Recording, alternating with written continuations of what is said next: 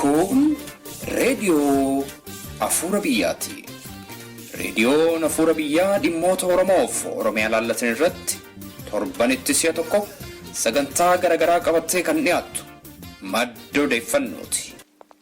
Kun reediyoo Afuura Biyyaati.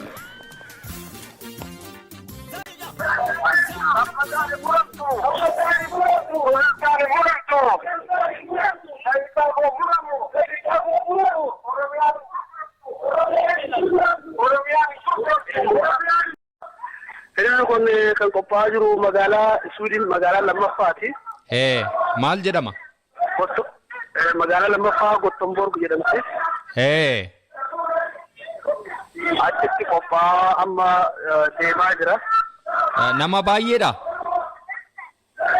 Oromoonni godina kana keessa jiru gartee akkuma jirutti ba'anii jiran xiqqaatti gara nama 200 ol ta'u. Akkasiin deemaa jira. Maali dhaadannoo isin jechaa jirtan al tokko na dhageessistu?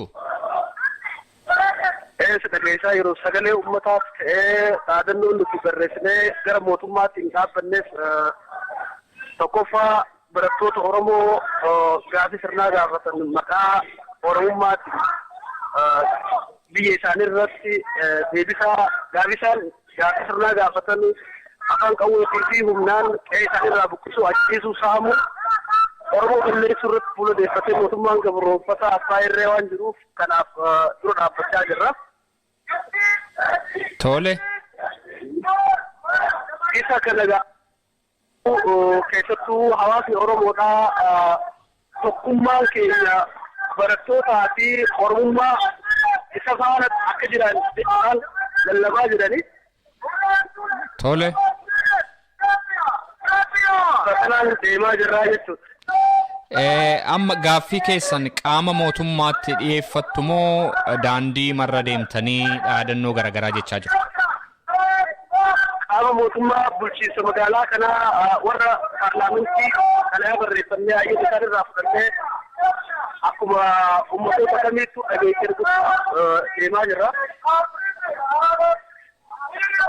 Kaayyoon hiriira nagaa kanaa maali? Akkuma beekamu gaa iddoo garaagaraatti hiriirri nagaa ta'aa jira. Kaayyoon hiriira nagaa isin achi biyya Suwiidin keessatti qopheessitanii kun maali? Kaayyoon hiriira nagaa ittiin bahuu dandeenya haala gartee amma impaaratii Itoophiyaa keessatti Oromoo qofa Oromoo ta'uudhaan barattoota keenya, ijoollota keenya, obboleewwan keenya, haadhota keenya, abboottuuwwan keenya maastar pilaanii magaalaa Finfinnee ilaalchisee Oromiyaan akka kukkutamtu, akka sharafamtu, gurgurachuu irratti mootummaa wayyaanee isa fuuladeeffate irratti gaafii barattoonni gaafate, biyyi kun hin sharafamu jechuu irratti gaafii isaan karaa nagaatiin gaafatan ajjechaa fi barbadeessuu irratti fuuladeeffatee jechuudha. Isa kana sadarkaa addunyaatti keessattuu warra Awurooppaa kun warra Itoophiyaa gargaaran isaan faana akka hin dhaabbanne akka sagalee keenya dhageen gumaatii keenyallee akka dhageen akka argan hawaasa keenyaa waliin wal qabannee gargaarsaaf kennita warra saniif ta'anii jirraa jechuudha barattoota.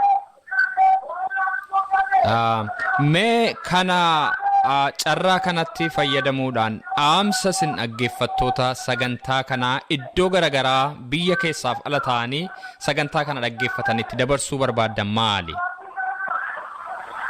Dhaamsi akkuma waliigalaatti dabarsuu barbaannu fincilli amma ka'e kun fincila bu'uura tokkummaa Oromummaa deebisuu fi Oromtitti qulqulluu ishii kaleessa jirtu kan argitee warreen tokkoon dantaa fedhii mataa isaaniitiin gandattis galchuu, kutattis galchuu, amantaatti illee jijjiiruu Oromoon tokko ta'uusaa argisiisuu irratti fuuladeeffanneeti kan qabsoo godhaa jirru jechuudha.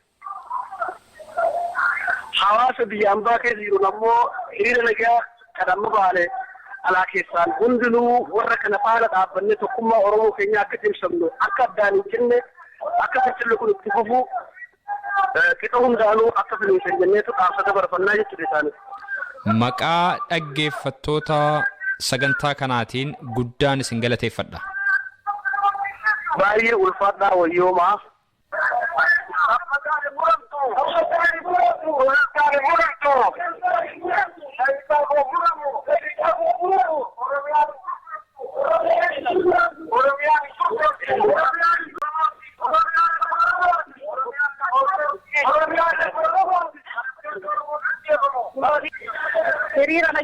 wanni nu kakaase saba keenya kabiyyatti wayyaaleen akka horiitti itti gabachaa jirtu horiileen gatii qabaatee ilmi namaa barattoota keenya manguddoo ijoollee osoo hin jenne gatii dhammee Oromoo waan akkasii diinni isaanii lafa yaa'aa jiraniif jechaadha.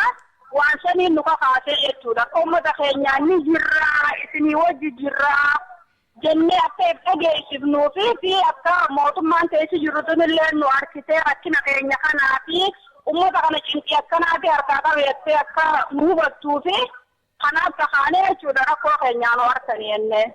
Egaa amma ijoollee dargaggoo keessumaa barattoota kolleejjii fi yuunivarsiitii hiriira nagaa walirraa hin cinne fincila guddaa atuutti dhakwawuu atuu doorsifamanii hiriira nagaa gochaa kan jiraniif dhaamsa maalii dabarsitare?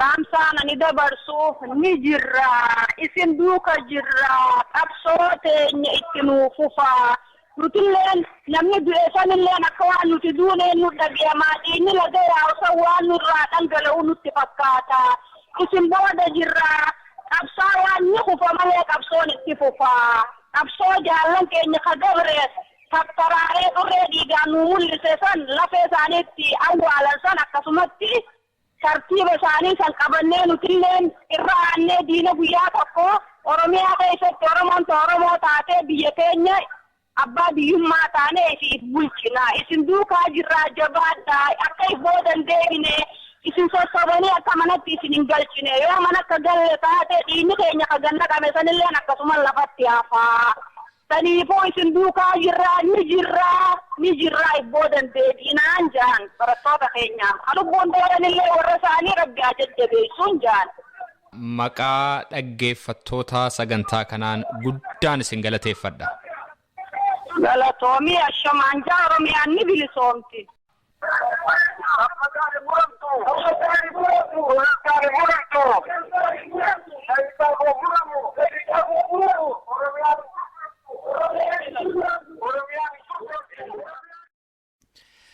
Dhaggeeffattoota keenya qophiin keenya har'aa kanuma.